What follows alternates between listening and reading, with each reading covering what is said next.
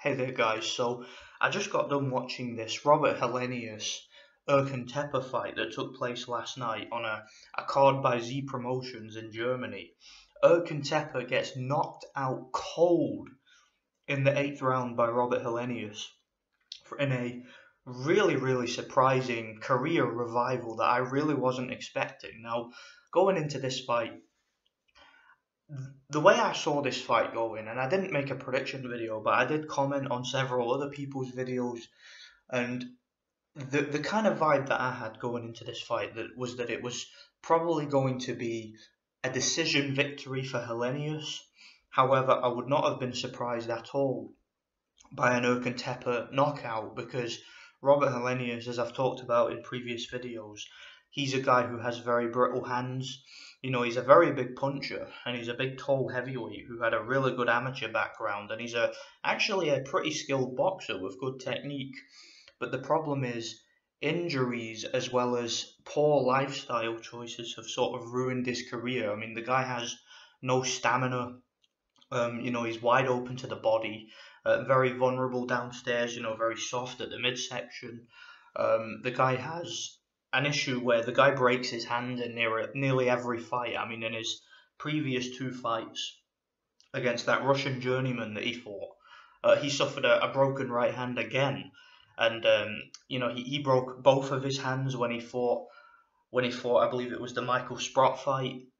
I saw the pictures afterwards, and he had two badly broken hands from the one fight due to the fact that his hands, he's one of these guys who early on in his career, wasn't wrapping his hands properly, and he ended up suffering some really badly broken hands, and also a damning shoulder injury too. So he's a guy who's just kind of fragile at this stage. He's kind of similar to Joe Calzaghe. You remember Joe Calzaghe used to break his hands all the time.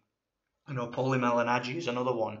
Some of these fighters, they just can't go through a hard, grueling training camp or a hard, grueling fight without breaking something. David Haye had his own joint issues and whatnot that always resurfaced for the final few years of his career. So I wasn't really expecting Helenius to be able to pull off a performance like that, is the point I'm trying to make. But that was a brutal knockout. I mean, he knocked Erkan Teper out with sort of a ramrod left hand as Erkan Teper was like stumbling forward. But what impressed me a lot about this fight was how patient Helenius was. He went into Erkan Teper's backyard in Germany. Erkan Teper's a Turk, but he's based in Germany, and he has a big fan base there. The crowd were full of Turks, and Germans who were supporting Erkan Teper. It was a very pro Erkan Teper crowd. It was Erkan Teper's promoter who was putting on the show. And yeah, to me, everything just seemed set up for Erkan Teper to win. Like, he was getting the majority of the referee did a good job, but I just felt that, like, it was clear to me, like, the referee was, whenever there was like a clash of heads or something, he was having words with Helenius. When Erkan Teper was like spitting out his mouthpiece and stuff like that. So I just felt that it had a real hometown feel to it. But Robert Helenius, man, was outboxing Teper, was moving around the ring, throwing little flicky jabs and, throwing some feints. He kept his composure, even at times where Erkan Teper would hit him to the body, which is something that has caused Helenius problems in the past. Helenius just kept his cool and just kept boxing. He didn't do any holding in the fight. He was fighting within the rules, and he was catching Teper with straight right hands. He was catching him with left hooks. He was doing a thing where he'd throw like a sort of jab from the hip, and then he would throw a right hook to the body. And Teper was just, to me, he was like flabbergasted by what was going on in the ring. Like, he couldn't get to Helenius, and I thought it was a really impressive performance, really impressive knockout in the 8th round. And man, Robert Helenius, I wasn't expecting him to pull off a performance like that.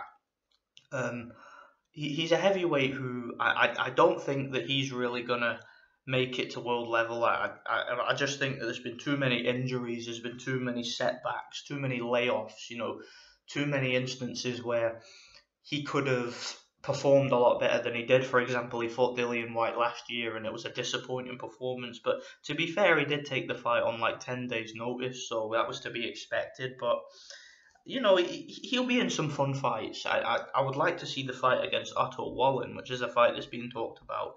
you know, a big Swedish rivalry, because I know that Robert Helenius is actually from Sweden originally. So that would be a big fight in Sweden, and yeah, I'd like to see him in some of those fights. And obviously, the fight that's been talked about for years now is the rematch against Chisora. Um, I mean, that fight's there. It's not really going anywhere, is it? You know, it could happen, but I just think that there's too much uncertainty because of the injuries and because of all the things that he's gone through in his career, Helenius. But nonetheless, I enjoyed this fight. This was a real fun fight. It was fairly officiated. It was fairly fought. Both guys were fighting within the rules. There was no nonsense. And it was a brutal heavyweight knockout. So I enjoyed this fight, and I've got some spare time on my hands to make a video. So I thought I'd make a post-fight video. Real good performance by Robert Helenius. I enjoyed the fight. Let me know what you guys think about this fight, and thanks for watching.